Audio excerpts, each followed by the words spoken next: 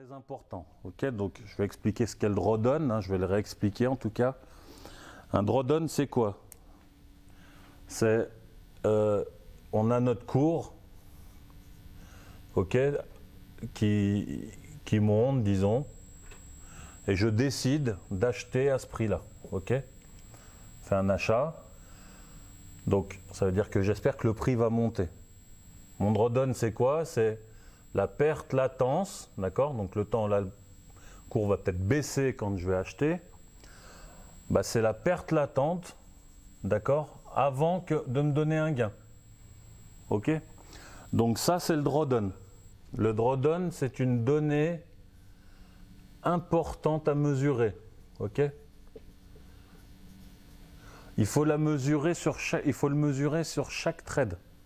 Pourquoi?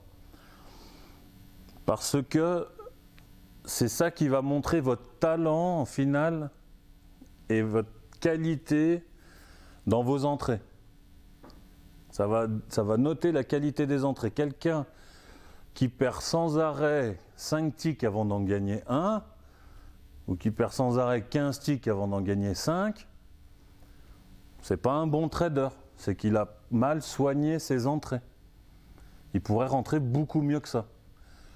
Le trader qui fait bien son travail, logiquement, alors je parle surtout pour nous, pour le poste après, hein, mais c'est quelqu'un qui va rentrer sur le marché, quasiment une minute après, ça lui donne raison et il y a un drawdown de 1 ou 2 ticks max. Ok? Donc ça, typiquement, quand on se laisse traîner un trade et puis voilà, on se dit ouais, mais c'est bon, bah c'est bien, on a fini gagnant, mais c'est pas du bon trading, c'est pas du trading qualitatif. Donc, si on est sur une échelle de temps qui est beaucoup plus longue, hein, voilà, là c'est par exemple,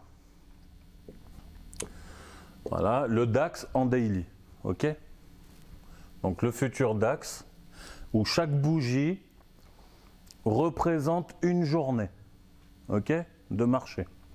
Donc qu'est-ce qu'on voit en tout cas, c'est que depuis le début de l'année 2019, d'accord, on est dans un trend haussier. On est d'accord? Admettons maintenant que pour X raisons,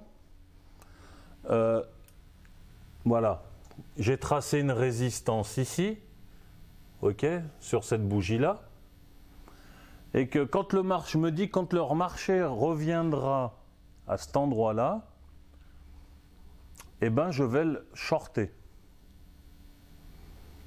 D'accord? Donc j'espère que le marché, c'est-à-dire j'espère que le marché va baisser.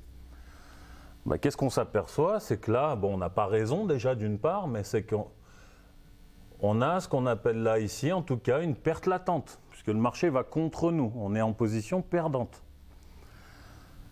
On s'aperçoit que sur un graphique en daily, donc si on est un investisseur, c'est du long terme, hein, bah, ce drawdown, typiquement là, il mesure, voilà, si je fais ça, mesure quasiment 200 ticks. Ça veut dire que plus je suis sur un horizon long terme, plus mon drawdown va être important. Donc plus je devrais adapter ma taille de position.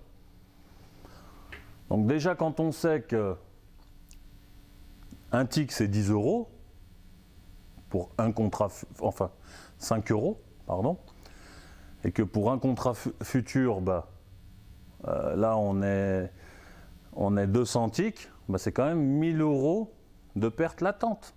Si j'ai mis 2 contrats, c'est 2000. Si j'ai mis 5 contrats, d'accord, c'est 5000. Ouais. C'est énorme.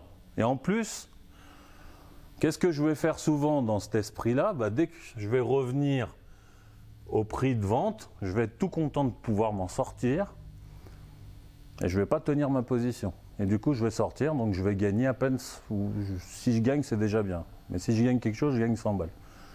Ok? Tandis que si on passe, hop, par exemple sur un graphique, donc en 1 minute, donc c'est toujours le DAX, hein, bah finalement, si je fais le même exercice, voilà, donc là, par exemple, ok, je voulais vendre ici, donc à 12 000, ça fait 12 205.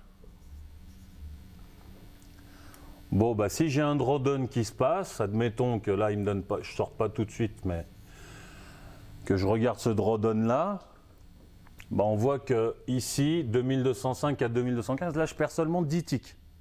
Et en plus, j'ai raison. 1, 2, 3, 4, 5, il y a une dizaine de bougies. Donc, en plus, j'aurais raison seulement 10 minutes après.